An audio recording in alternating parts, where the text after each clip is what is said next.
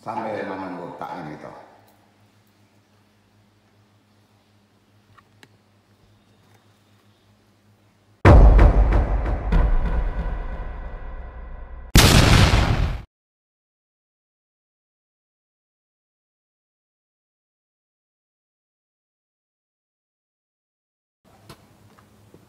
Ini penting karena makomat ini berat, Anda harus menyampaikan setidak-tidaknya tidak melanggar kelebihan.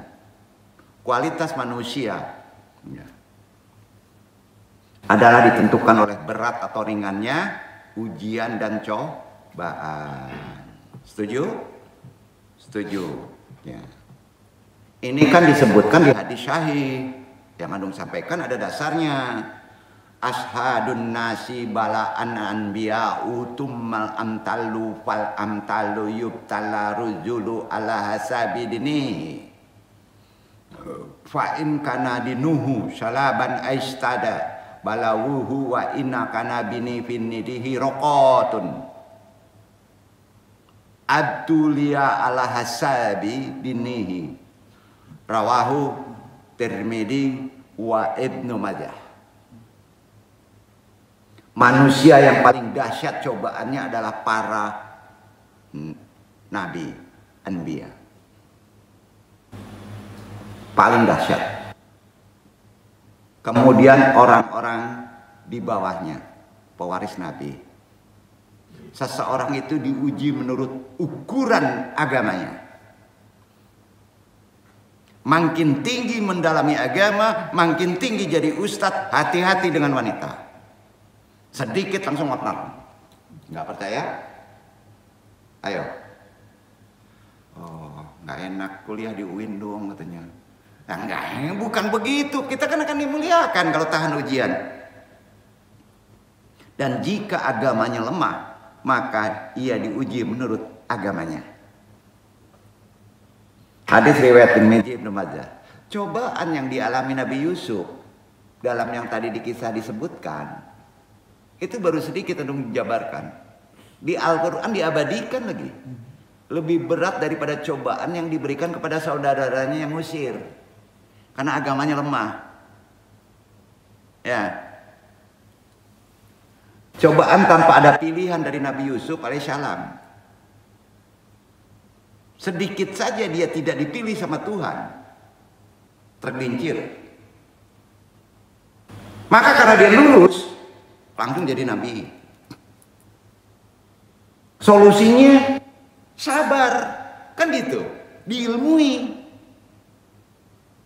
Sedangkan cobaan yang dialami Nabi Yusuf alaihissalam dengan Julaiha tadi mengajak dia berzina adalah cobaan yang ada beberapa faktor pendorong. Yang ia pun atas pilihannya bisa menerjang larangan tadi. Yang bisa menyelamatkan Nabi Yusuf adalah iman, takwa, pertolongan Allah. Beliau kuncinya hanya satu. Pertolongan Allah dulu Kak. Supaya kita bisa sabar. Kita bisa selamat. Dasarnya hadis. La haula wala quwata illa billah. Ada di Quran itu.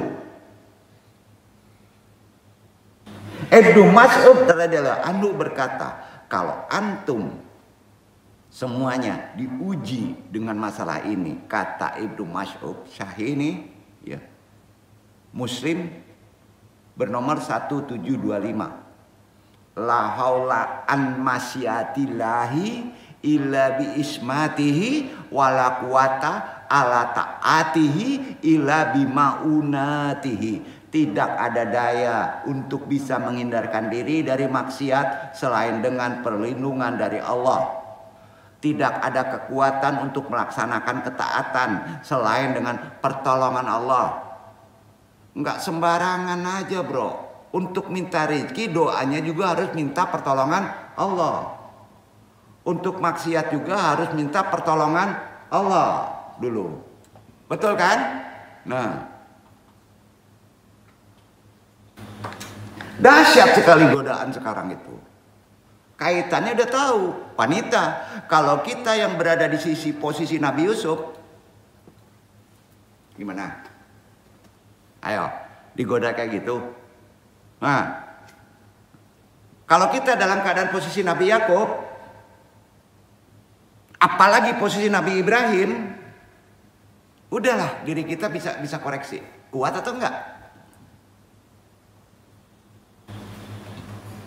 Ingat, walaupun berposisi Nabi, apalagi kita hanya posisi sebagai umat hamba Allah, hakikatnya pertolongan itu kullu syai'in illa bi aunillah. Semuanya harus didulukan minta pertolongan kepada Allah. Nah, itu godaan perbuatan yang kedua. Godaan penyakit tadi sudah. Godaan penutup yang ketiga. Terkait syukur di sini. Sabar dalam menjalankan ketaatan. Bahaya godaannya. Bisa sabar nggak? Kondisi sekarang. Contohnya langsung. Kesabaran yang dimiliki oleh Nabi Ibrahim. Maka nggak kebakar badannya. Nabi Yakub kena. Karena ketingkatan kesabarannya kesabaran di awal. Cobaan. Nabi Yusuf kesabaran menahan perbuatan. Semuanya lulus. Ini dijabarkan di Quran. Siapa yang mengamalkannya? Kondisinya sudah jelas, kondisi sekarang ini. Ada solusinya kan? Untuk menyelesaikan semua masalah. Nabi Ibrahim jelas tinggi banget karena dia bapak tauhid. Diujinya dalam ketaatan. Juga anak nabinya, Nabi Ismail alaihissalam. Terkait beliau berdua. Jadi kalau Nabi Ismail larinya kemana? Syukur. Dia nggak kepotong, jadi kibas. Jadi makna sejarah itu ada buktinya nggak untuk diamalkan dalam pemikiran orang sekarang di Quran? Ada. Berdua tetap sabar dulu. Taat perintah Allah, sangat taat. Meskipun saat itu sang ayah akan menyembelih anaknya sendiri. Itulah bukti kesabaran dalam menjalani ketaatan atas perintah Allah. Kalau Allah merintahkan potong-potong, kan gitu. Ada zaman sekarang kalau Pak Bas diuji kayak gitu gimana Pak Bas? Potong anak Pak Bas, masuk penjara Pak Bas. Kita nggak boleh cengeng maksudnya. Dan ini bukti. Takwa berasal dari bahasa Arab wikaya. Sabar dalam ketaatan itu takwa. Wikaya takwa itu. Secara etimologis menjaga, melindungi, hati-hati, waspada, memperhatikan, menjauhi. Sedangkan secara terminologis berarti menjalankan perintah Allah mutlak. Itu takwa. Kemudian ditambah menjauhi larangannya mutlak. Itu takwa. Dalam Al-Quran terdapat 227 ayat tentang takwa. Banyak. Karena kalau takwa tidak dipegang, hancur antum semua. Intinya memiliki pengertian yang sangat-sangat harus dijabarkan secara benar. Ambolah bertakwa gampang. Benar ngomong kayak gitu. Derajatnya hampir sama dengan ikhlas. Nggak bisa diomongin.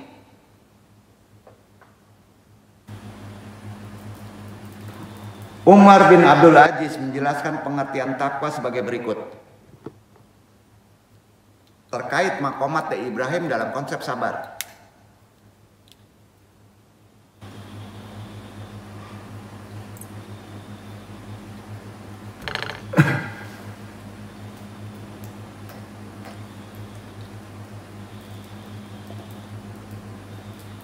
Ketakwaan bukanlah menyibukkan perkara sunnah, melainkan yang wajib. Ketakwaan kepada Allah Subhanahu wa Ta'ala bukan sekedar dengan puasa di siang hari, sholat malam saja. Harus digabungkan dan diilmui keduanya. Kapan sunnah? Yang mesti diseriuskan wajibnya itu takwa juga. Akan tetapi hakikat ketakwaan kepada Allah Subhanahu wa Ta'ala adalah tarkul kulama haramallah Subhanahu wa Ta'ala wa tanfida kulli ma yatlubuhullah wa man fala ala dzalika minal khairi fahu khairi fauka khairi. Artinya meninggalkan segala yang diharamkan, naikkan lagi, jangan diambil kalau tidak jelas dari mana asalnya. Melaksanakan segala kewajiban oleh Allah, diilmui. Barang siapa yang telah menunaikan hal itu dikarenakan amal kebaikannya, maka adalah kebaikan di atas kebaikan. Termasuk dalam cakupan takwa juga, membenarkan berbagai berita yang datang dari Allah Subhanahu wa Ta'ala melalui Quran dan sunnah riwayatnya. Takwa juga kita renungkan firman Allah Al-Baqarah 124. Iqra Iwan. Takwa dulu sampai nanti dijelaskan makomatnya.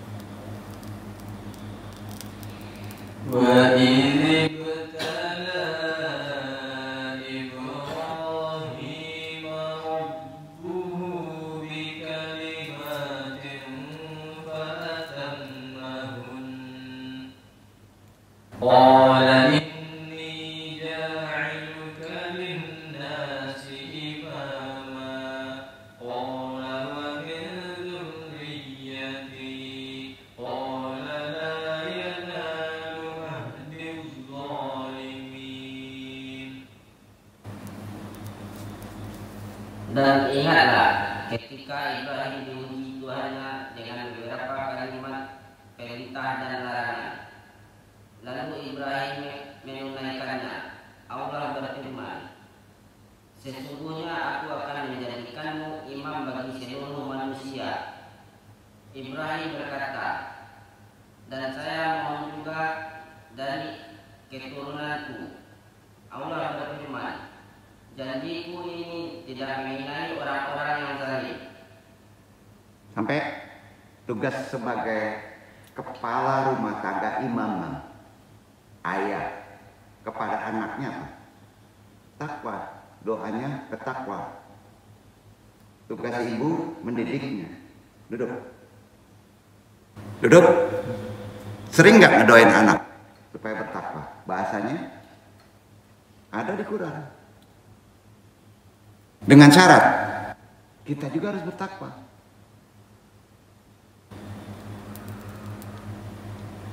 Wadi hadalayu antiru ala zolimina. Janjiku ini tidak mengenai orang yang zolim. Janji Allah itu nggak akan kena walaupun 100 kali antum berdoa ini. Kalau antum zolim, apakah mesti dijabarkan zolim? Kita tidak sadar zolim kepada diri. Ayat ini jelas menginformasikan bahwa Nabi Ibrahim alaihissalam sepanjang hidupnya penuh dengan cobaan dan ia lulus. Lulus dari cobaan berkat kesabaran, berkat kepatuhan ketaatan hanya kepada Allah. Beliau disebut Khalilullah, kekasih Allah. Abdul Anbiya, bapak para nabi. Abu Tauhid, bapak agama tauhid, dan sebutan positif lainnya. Nabi Ibrahim adalah orang yang sangat dikasihi Allah, tetapi beliau tidak lepas dari cobaan seumur hidupnya. Kekasih Allah. Cobaan-cobaan tersebut dibahasakan oleh Allah dengan kalimat perintah dan larangan. ketika menafsirkan ayat Ibnu Abbas radhiyallahu anhu yang dibaca tadi berkata, kalimat-kalimat yang diujikan kepada Nabi Ibrahim alaihissalam dan telah dipenuhi semuanya dan lulus. Ia telah memisahkan diri dari kaumnya karena Allah memerintahkannya pergi dia. Ditinggalkan anak istrinya. Memisahkan diri. Berdebat dengan raja yang ada di sana, Namrud, tentang kekuasaan Allah yang maha menghidupkan, mematikan, menjadi bukti kecerdasan Nabi Ibrahim. Jadi ujian kesabaran yang sangat berat tatkala dilemparkan ke dalam api itu puncaknya. Tidak lain karena mempertahankan pendirian tentang keesaan Allah. Setelah itu disuruhnya dia hijrah dari kampung halamannya karena Allah memerintahkannya hijrah. Selanjutnya ketika beliau didatangi tamu malaikat dalam perjalanan membawa azab kepada kaum Lut, kemudian datang lagi ujian paling berat, menyembelih anaknya. Semua lulus. Ada hadis riwayat dikuatkan berdasarkan surat tadi, Quran tadi. Ibnu Jarir, Ibnu Abi Haitim, Al-Hasan berkata, "Ahtabara Ibrahimu bin nuzumi mutlaliati faqat najaha." Ibrahim telah diuji dengan kelap-kelipnya bintang, dia pun lulus. Laqad aitabaruhul qamaru fanazaha, ia diuji dengan bulan, ia pun lulus. Summa aktabara bisamsi famada, kemudian diuji dengan matahari, ia pun lulus. Ikhtibaru bil harakati fanajaha, diuji dengan hijrah, ia pun lulus. Wabtini aidan bi ana amarraha bidabih dabih waladi famata, diuji pula dengan menyuruh menyembelih anak kesayangan kandungnya sendiri, ia pun lulus. Al-raqma min anna kan yublug min al-lumu amanna fil dalika waktu, padahal waktu itu Nabi Ibrahim usianya 80 tahun. Umat sekarang bukan mengecilkan, sudah bau tanah masih juga ada yang belum sadar, aneh. Muslim, gimana mau ditolong Allah kalau diri kita masih layu tarihu ala zolimina, jolim kepada diri. Ujian, cobaan itu dipenuhi dengan sebaik-baiknya, dipahami. Allah Subhanahu wa taala berfirman, "Qala ini ja'aluka linnas imamma." Sesungguhnya aku hendak menjadikan engkau sebagai pemimpin kepala rumah tangga bagi manusia keturunannya. Hati-hati seorang bapak, hati-hati seorang laki-laki akan jadi imam. Di sini kita mendapatkan pelajaran.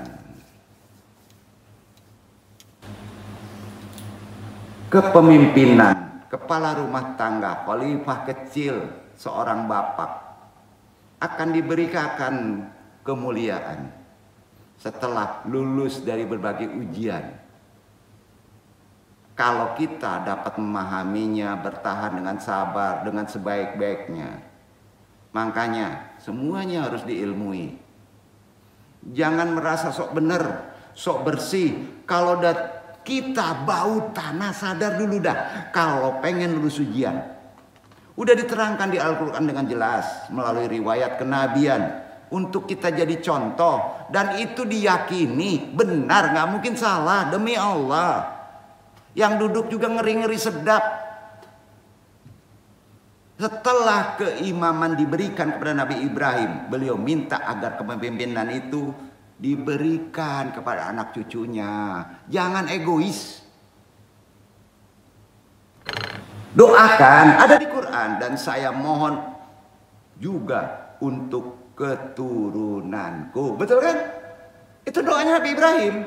Nah, bayangin kalau kita sebagai orang tua belum sadar, masih menjolimi diri, kebayang anak keturunan cucu kita.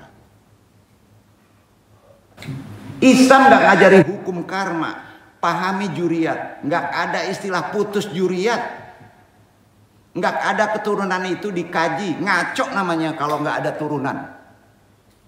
Belajar pula ulama ke orang kayak gitu. Pusing duduk di sini. Kan aneh. Nabi Ibrahim alaihissalam sebagai sosok ayah sudah tentu bercita-cita jauh ke depan agar di antara anak cucunya ada yang dipilih oleh Allah. Buktinya, setelah kita mendapat ujian, ada yang dipilih Allah subhanahu wa ta'ala sebagai pemimpin yang benar. Tentunya secara Islam, bukan merasa benar. Sehingga perjuangannya dapat dilanjutkan. Firman Allah, permohonan Nabi Ibrahim dikabulkan oleh Allah. Di kalangan anak cucunya ada yang dijadikan imam untuk melanjutkan perjuangannya. Tetapi janji itu tidak berlaku bagi anak cucunya yang bangkang dan jolim.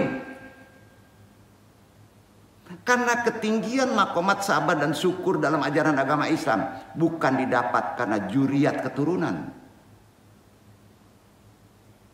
Oh, anak ulama jadi gus, belum tentu.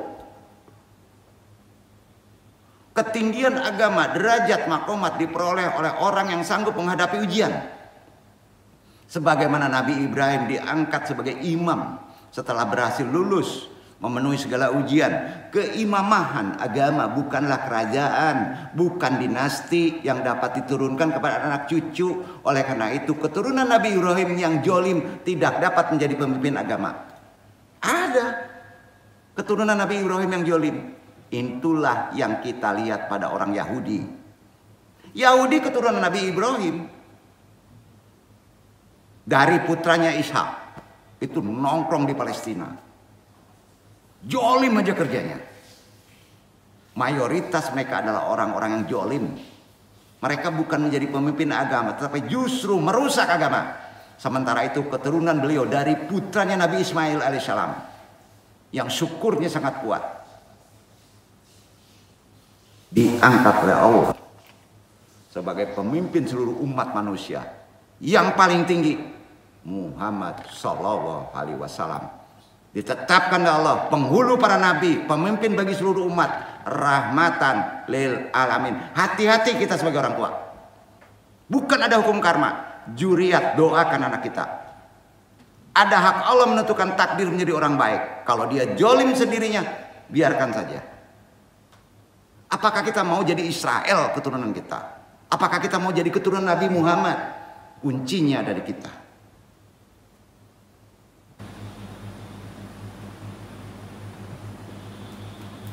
Kita bersyukur karena Allah masih memberikan nikmat. Masih diberikan panjang umur. Masuk ke syukur. Insya Allah, Allah menambah nikmatnya kepada kita. Semua belajar dari keteguhan Nabiullah Ibrahim kepada Nabi Ismail. Maka kita berusaha menghadapinya dengan penuh keteguhan, kesabaran. Banyak bersyukur. Untuk itu kita harus terus bersabar. Tidak boleh terus mengeluh. Putus asa. Apalagi menyerah di zaman sekarang. Karena konsep solusi tertinggi berada di sekarang. Usaha ikhtiar harus terus dilakukan dengan melaksanakan amalan ibadah. Juga terus kita tingkatkan. Juga tidak kalah pentingnya. Kebaikan kepada anggota keluarga, saudara, tetangga membutuhkan kita harus yakin bahwa setiap kesulitan pasti ada banyak kemudahan. Jika kita bersabar dengan benar. Di setiap musibah, di setiap masalah pasti ada hikmah. Jika kita bertawakal naik ke derajat besok. Di setiap masalah pasti kita sudah dibantu oleh Allah. Akan menemukan jalan keluar. Jika kita bertakwa dan kita yakini itulah induk sukses kita. Tunduk total hanya kepada Allah. Jangan pernah merasa bosan, merasa lelah dalam berdoa. Sebab dengan doa kita berharap Allah memberikan keselamatan, kemudahan, jalan keluar dalam menghadapi apapun kesulitan di akhir zaman ini. Insya Allah semuanya kalau kita lulus menjadi normal. Sedangkan syukur secara terminologi berasal dari kata bahasa Arab syakara. Yang berarti membuka segala nikmat dari ujian tadi. Yaitu gambaran dalam pikiran kita tentang nikmat. Tampakkanlah ke permukaan. Jangan pelit. Syukur berarti rasa terima kasih atas kita diuji. Banyak orang menjadi bingung karena merasa tidak pernah diuji, bangga. Ujungnya sekali diuji terakhir gimana? Babak belur. Allah Subhanahu wa Ta'ala sudah paham. Syukur tersusun dari ilmu, hal, amal, perbuatan, enggak bisa dipisahkan. Bukan diam. Sabar juga begitu. Ilmu berarti mengetahui nikmat yang diberikan dari pemberi nikmat. Berarti gembira atas nikmat yang telah diberikan. Syukur dalam pandangan Ibnu Athaillah ada 3 macam. Syukur dengan lisan, menggunakan bahasa lisan. Alhamdulillah, menceritakan nikmat yang didapat. Ceritakan, saya dapat. Alhamdulillah, kita syukuri bersama. Karena itu perintah. Kedua, syukur dengan anggota tubuh. Diimplementasikan dalam bentuk ketaatan. Kalau kita dapat rezeki, kuatkan taat, bukan tinggalkan ketaatan, bukan. Ketiga, syukur dalam hati, mengakui bahwa hanya Allah yang memberi nikmat. Nah, karena itu kita tutup renungkan ayat ini, ikhwan. Ibrahim ayat 7, amalkan. Makomat sabar dan syukur di Ibrahim ayat 7 diperintahkan amalkan. Quran langsung. Iqra.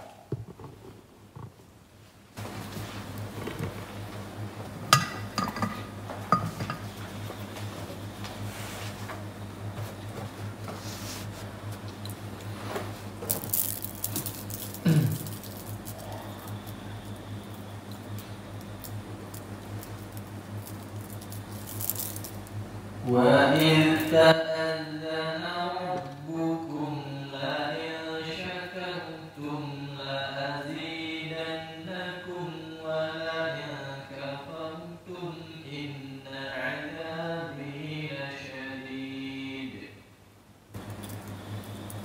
Dan ingatlah juga tatkala Tuhanmu memaklumatkan, sesungguhnya jika kamu bersyukur, pasti kami akan menambah nikmat kepadamu, dan jika kamu mengingkari nikmatku, maka sesungguhnya azabku sangat pedih.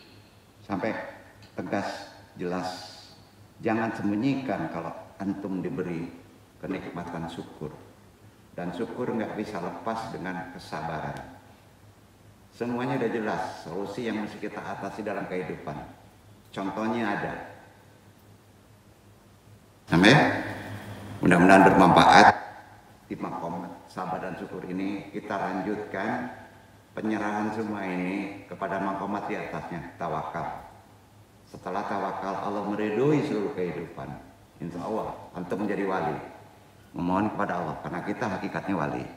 Paidu andung. Wassalamualaikum warahmatullahi wabarakatuh.